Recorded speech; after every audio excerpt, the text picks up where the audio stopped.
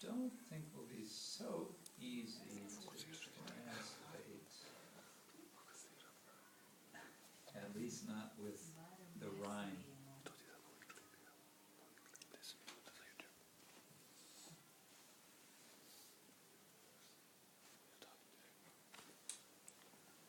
Fasts and vigils paled her beauty.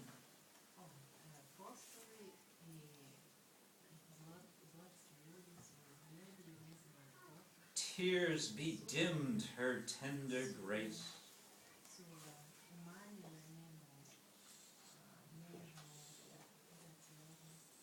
Anguish dwelt within her bosom, within her breast.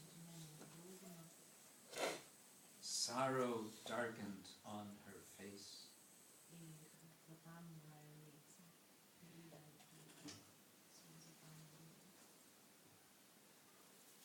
And she lived by Rakshasis guarded, as a faint and timid deer,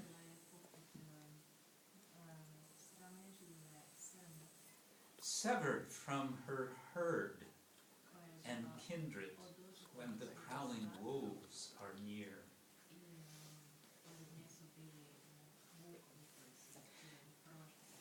And her raven locks, that means her black hair, ungathered, hung behind in single braid, and her gentle eye was lightless, and her brow was hid in shade. And then Hanuman sees her. This is she, the peerless princess, Rama's consort, loved and lost. This is she, the saintly Sita, by a cruel fortune crossed.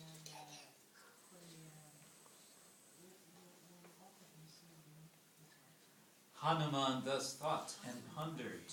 On her graceful form I spy gems and gold, by sorrowing Rama oft depicted with a sigh. Sorry.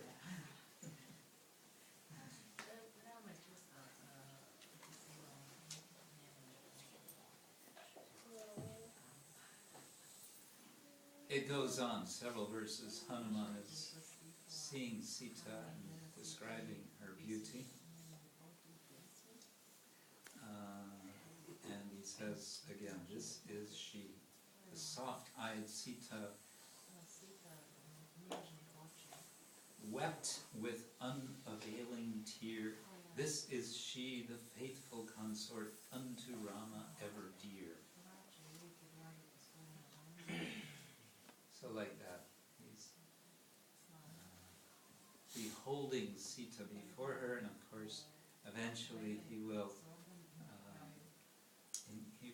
speak to her, but he doesn't want Sita to think that he is an agent of Ravana. And so what does he do? He starts telling the story of Rama. He tells, in effect, the Ramayana up to this point. So the Ramayana has a Ramayana within the Ramayana.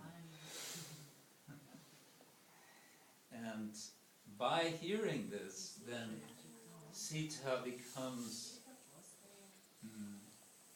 inspired. She understands this cannot be a follower of Ravana, because the follower of Ravana would not be speaking the Ramayana.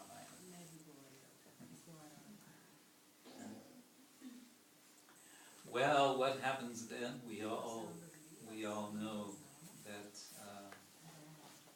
that Rama eventually, with some guidance from Vibhishana, who has left his brother Ravana and gone to help Rama,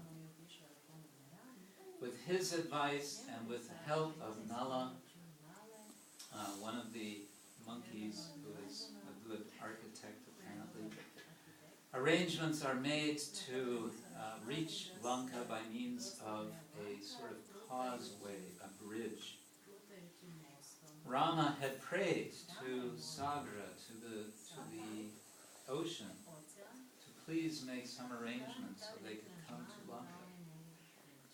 But Sagra, after 3 days, had made no response. Again, Rama became angry. And in his threatening, suddenly the ocean personified appeared with folded hands, said, "Yes, may I help you? Yes, you can help me. You can arrange that I can get across to Rama with my friends, the monkeys." So they do so. They built a bridge, and they all cross. By this time, Hanuman had already devastated Lanka once with his torch tail. He had gone, or he had been captured, he had been taken before Ravana, and where Ravana wanted to kill Hanuman, Vibhishana said, "No, you can't kill a messenger."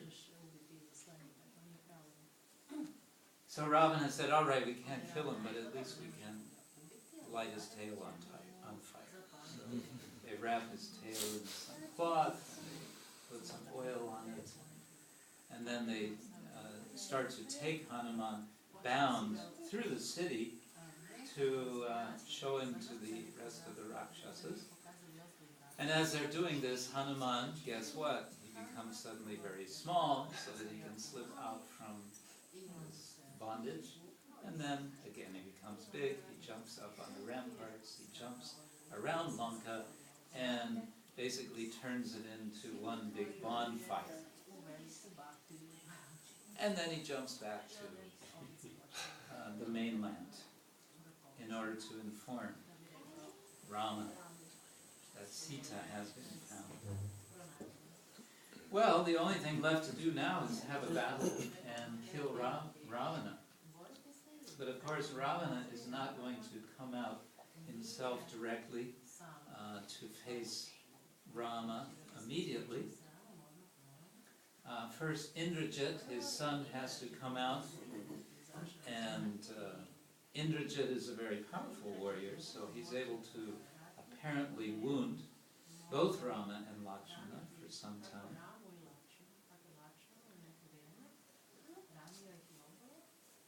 Later on, Rama is facing off with Ravana and is able to defeat him and would be able to kill him, but by this time Ravana is without any weapons and he's exhausted, so Rama tells Ravana, "You better go home and take a break," which he does. And when Ravana goes back to his palace, he decides it's time to wake up Kumbhakarna. Kumbhakarna is one of the 5 brothers, Ravana, Kumbhakarna, Kara, Dushana, and Vibhishana. Kumbhakarna is, well, he likes to sleep.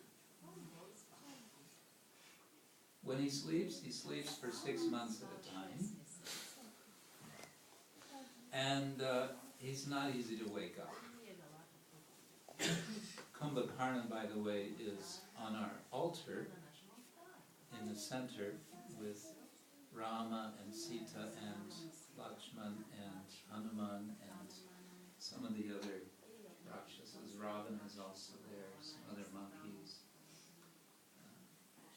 Everyone together. This is representing all those demons after they've been liberated, so it's okay. They're good guys now. In this form, they're good guys. Kumbhakarna is a big kind of monster who has pot ears, therefore he's called Kumbhakarna. Kumbha means pot, ears. And to wake him up, they need to make quite some effort. They have to bring in all of the musical instruments they can find